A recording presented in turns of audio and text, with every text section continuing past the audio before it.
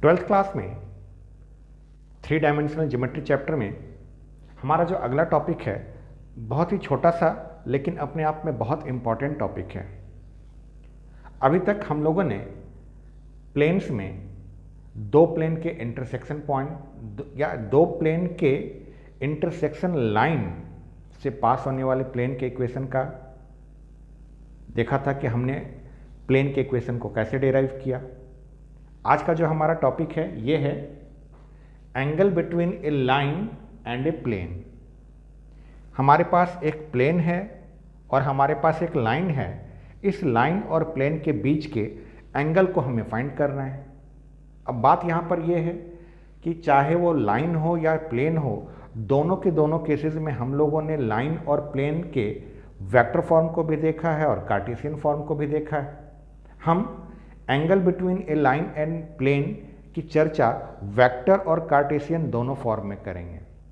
चूँकि vector form हमेशा से आसान रहा है इसलिए स्टार्ट जो है हम वेक्टर फॉर्म से करते हैं। यहाँ पर सबसे पहले समझने वाली बात यह है कि हमारे पास एक प्लेन है और एक लाइन है और दोनों के दोनों वेक्टर फॉर्म में है। तो चलिए देखते हैं वेक्टर फॉर्म में लाइन का इक्वेशन किस तरह से होता है। हम लोगों ने वेक्टर चैप्टर में लाइन के इक्वेशन को देखा था कि लाइन को वेक्टर फॉर्म में हम लिखते हैं R vector is equal to A vector plus lambda B vector. यहां पर ये जो है अपने आप में इक्वेशन ऑफ लाइन है। इस लाइन के बारे में और क्या क्या चीजें हमें पता है। वेक्टर फॉर्म में जब हम किसी लाइन को इस तरह से देखते हैं तो सबसे पहला चीज जो हमें पता चलता है वो ये कि ये लाइन जो है किस पॉइंट से पास हो रहा है और ये गिवन लाइन जो है वो किस लाइन के पैरेलल है या किस लाइन के डायरेक्शन में है। तो यहाँ पर ये जो ए वेक्टर है ये ए वेक्टर उस पॉइंट का पोजीशन वेक्टर होता है जिस पॉइंट से हमारा लाइन पास हो रहा है और ये बी वेक्टर जो है ये वो वेक्टर है जिसके डायरेक्शन में हमारा ये लाइन होता है या जिसके पैरेलल हमारा ये लाइन होता है। आप इन दो चीज़ों का ध्यान हमेशा रखिएगा कि लाइन के इक्वेशन में कहाँ से हमें वो पॉइंट मिलता है और किस वेक्टर के पैरेलल हमारा लाइन होता है। यहाँ पर ए वेक्टर जो है ये उस पॉइंट के पोजीशन वेक्टर को रिप्रेजेंट कर रहा है जिस पॉइंट से हमारा लाइन पास हुआ है और ये बी वेक्टर जो है दरअसल वो वेक्टर है जिसके पैरेलल हमारा ये लाइन है या जिस वेक्टर के डायरेक्शन में हमारा ये लाइन है। ये तो बात हो गया इक्वेशन ऑफ लाइन का। अब वेक्टर फॉर्म में ही अगर हम बात करें इक्वेशन ऑफ प्लेन का तो इक्वेशन ऑफ प्लेन जो होता है ये होता है R dot N is equal to D. ये जो है अपने आप में इक्वेशन ऑफ प्लेन है। प्लेन का ये इक्वेशन है वेक्टर फॉर्म में। जो ऊपर में हमारा दिया हुआ था ये हमारा एक रेखा का समीकरण है सदिश रूप में। ये रेखा बिंदु ए से गुजर रहा है और सदिश बी के समानांतर है या सदिश बी की दिशा में है। बिंदु ए जो है उस बिंदु के स्थिति सदिश को प्रदर्शित करता है जिस बिंदु से हमारा वो रेखा गुजर रहा है और R vector dot N vector is equal to D जो है हमारे किसी समतल का समीकरण है। जिस तरह से लाइन के इक्वेशन से हमें कुछ चीज़ें पता चलती हैं ठीक उसी तरह से प्लेन के इक्वेशन से भी हमें कुछ चीज़ें पता चलती हैं। प्लेन के इक्वेशन में सबसे इम्पॉर्टेंट जो होता है वो है उसका नॉर्मल। प्लेन का नॉर्मल यानी समतल का अभिलंब। तो ये ध्यान में रखिएगा कि जब कभी भी इस टाइप से कोई इक्वेशन प्लेन का दिया जाए तो उसमें ये जो एन वेक्टर होता है ये एन वेक्टर उस प्लेन का नॉर्मल होता है। ये एन वेक्टर जो है उस प्लेन का नॉर्मल होता है।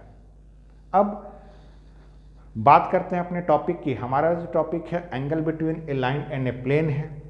हमारे पास एक प्लेन दिया हुआ है और हमारे पास एक लाइन है। जाहिर सी बात है कि प्लेन और लाइन जब तक एक दूसरे को इंटरसेक्ट नहीं करेंगे तब तक उनके बीच में कोई एंगल नहीं बनेगा। दोनों के बीच में एंगल बनने के लिए बहुत ज़रूरी है कि हमारा लाइन और हमारा प्लेन जो है वो एक दूसरे को इंटरसेक्ट करे। ज़रा सोचिए, कॉपी का जो एक पेज है, अगर हम एक पेज को ले लें तो वो एक पेज जो है हमारा प्लेन का काम करेगा, और हमने एक पतली सी कोई डंडी ले ली या पतली सी कोई छड़ ले ली, उस छड़ को उस पेज में इस तरह से घुसाया कि पेज जो है उसमें फंसा रह गया। अब ज़रा सोचिए, ये पूरा का पूरा पेज जो है वो हमारे लिए एक प्लेन का काम कर रहा है, और जो पतली सी छड़ हमने ली थी या पतली सी जो छड़ी हमने ली थी जिसमें हमने उस पेज को घुसा दिया, वो एक लाइन का काम कर रहा है। अब लाइन और प्लेन के बीच में एक एंगल फॉर्म हो रहा होगा। तो सबसे पहले समझते हैं, मान लीजिए ये जो है ये हमारा एक प्लेन है, और ये जो है ये हमारा एक लाइन है। ये लाइन जो है इस प्लेन को इस पॉइंट पर इंटरसेक्ट कर रहा है। किसी भी प्लेन का जो सबसे इंपॉर्टेंट पार्ट होता है वो होता है उसका नॉर्मल।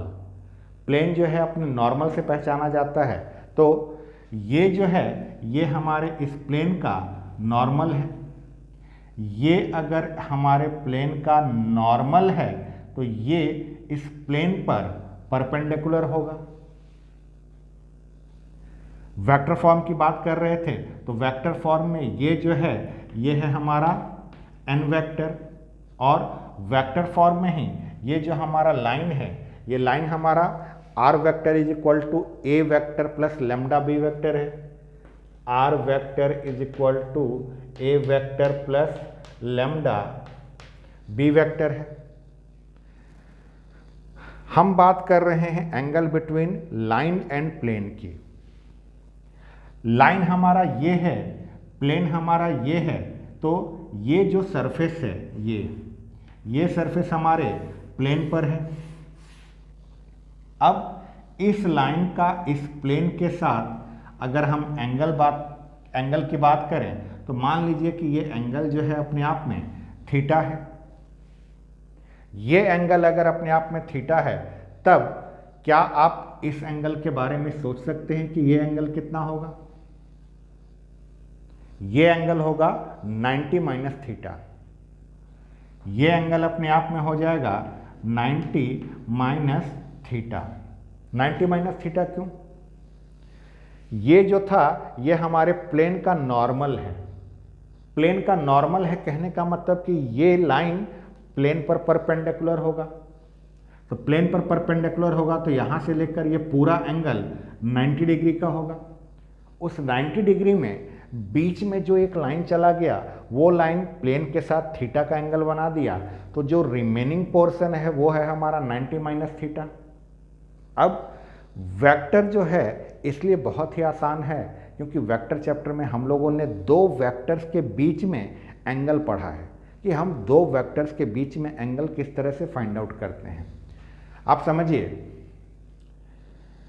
लाइन का जो वेक्टर इक्वेशन होता है उस लाइन के वेक्टर इक्वेशन से हमें इसके बारे में पता रहता है। ये क्या है? ये है वेक्टर बी। ये वेक्टर बी क्या बताता है? वेक्टर बी ये बताता है कि हमारा जो लाइन है वो किस डायरेक्शन में है। हमारे लाइन का डायरेक्शन बताता है। और ये एन वेक्टर जो है ये क्या बता रहा है? ये भी एक तरह का डायरेक्शन ही शो कर रहा है, प्लेन के परपेंडिकुलर डायरेक्शन शो कर रहा है। तो जब कभी भी हम बात किसी प्लेन और किसी लाइन के बीच के एंगल की करते हैं तो प्लेन और लाइन के बीच के एंगल को निकालने के लिए दरअसल हम उस लाइन और प्लेन के नॉर्मल के बीच के एंगल की बात कर लेते हैं। क्यों? लाइन हमारा वेक्टर फॉर्म में है और प्लेन के इक्वेशन से हमें प्लेन का नॉर्मल मिल जाता है। वो नॉर्मल भी अपने आप में वेक्टर फॉर्म में होता है।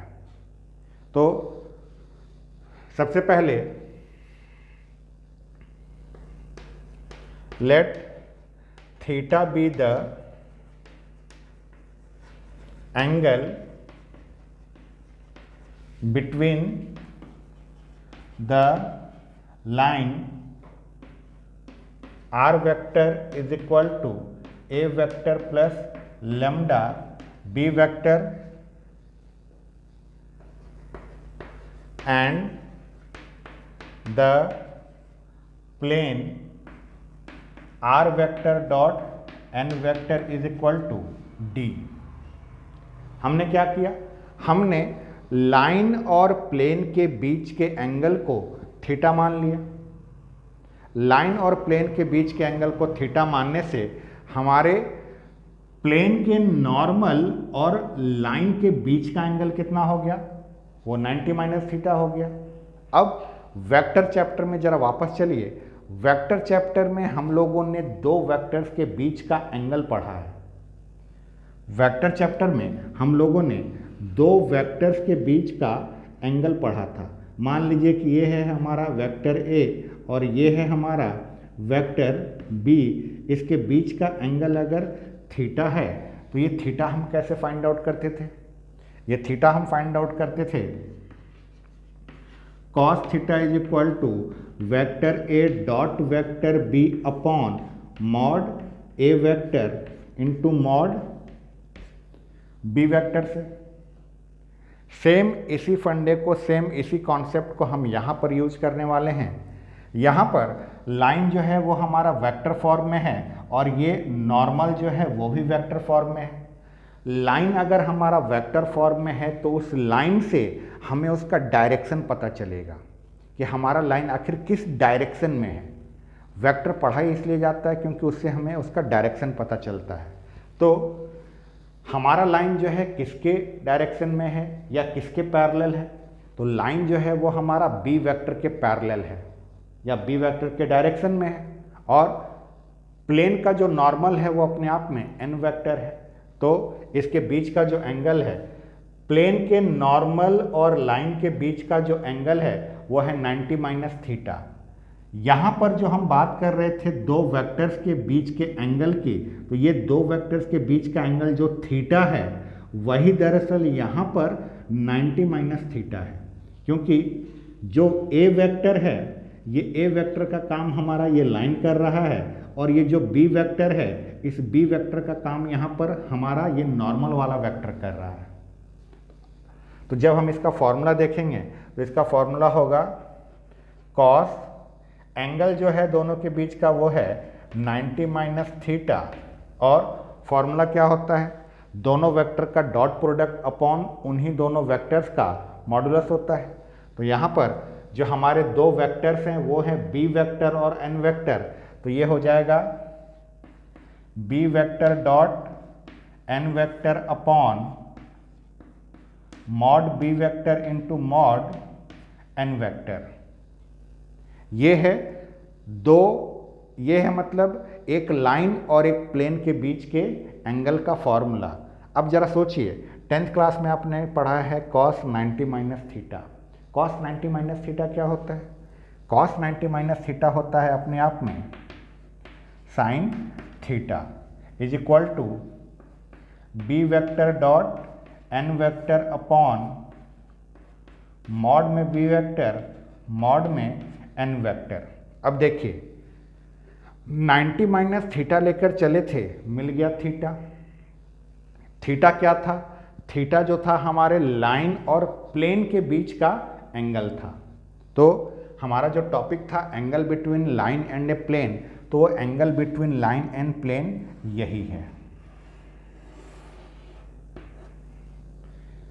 अगर हमें एक लाइन दिया हुआ है वेक्टर फॉर्म में और अगर हमें एक प्लेन भी दिया हुआ है वेक्टर फॉर्म में और उन दोनों के बीच का एंगल फाइंड आउट करना है, तो सबसे पहले आपको लाइन के इक्वेशन से वो वेक्टर पता करना है जिस वेक्टर के डायरेक्शन में आपका लाइन है या जिसके पैरेलल आपका लाइन है, और प्लेन के इक्वेशन से आपको उसका नॉर्मल पता कर लेना है। ये दो चीज़ें पता करिए, फॉर्मूले में पुट करिए, प्लेन और लाइन के बीच का आपको एंगल निकल जाएगा। अच्छा, ये तो हो गया एंगल की बात। अब जरा इससे जुड़े हुए कुछ कंडीशंस की बात कर लेते हैं। पहला कंडीशन जो हम बात करने वाले हैं, हम जो बात कर रहे थे लाइन और प्लेन के बीच के एंगल की बात कर रहे थे। हो सकता है कि जो हमारा लाइन है वो लाइन प्लेन पर परपेंडिकुलर हो जाए। हम जिस लाइन की बात कर रहे हैं वो लाइन प्लेन पर परपेंडिकुलर भी हो सकता है। अगर हमारा लाइन प्लेन पर परपेंडिकुलर हो गया तो ये जो थीटा है, इस थीटा की वैल्यू कितनी हो जाएगी? इस थीटा की वैल्यू 90 हो जाएगी, क्योंकि लाइन और प्लेन के बीच के एंगल को ही हमने थीटा बोला था। अगर हमारा लाइन ही परपेंडिकुलर हो गया तो ये थीटा की वैल्यू 90 हो जाएगी। थीटा की वैल्यू 90 हो जाने का मतलब, इफ द लाइन इज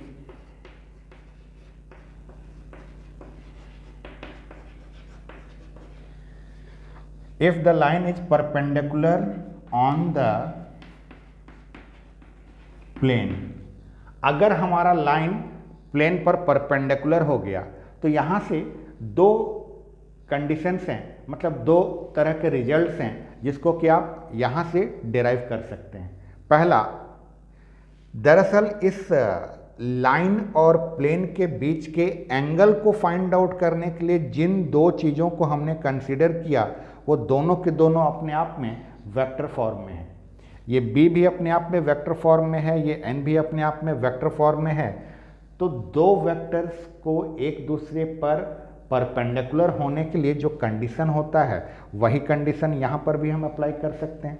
तो यहाँ पर हम दो तरह से इस रिजल्ट को पा सकते हैं। पहला, हमारे पास जो दोनों वेक्टर्स थे वो थे b वेक्टर और n वेक्टर। अगर b वेक्टर और n वेक्टर का क्रॉस प्रोडक्ट 0 आ गया, b वेक्टर और n वेक्टर का क्रॉस प्रोडक्ट अगर 0 आ गया तो इसका मतलब कि हमारा लाइन जो है वो प्लेन पर परपेंडिकुलर है। वेक्टर चैप्टर में ही हम लोगों ने दो वेक्टर्स के क्रॉस प्रोडक्ट के बारे में पढ़ा है कि दो वेक्टर्स का क्रॉस प्रोडक्ट अगर 0 हो गया तो इसका मतलब कि वो दोनों वेक्टर्स एक दूसरे पर परपेंडिकुलर होते हैं। दोनों वेक्टर्स एक दूसरे पर परपेंडिकुलर होते हैं। अब आइए सेकंड में,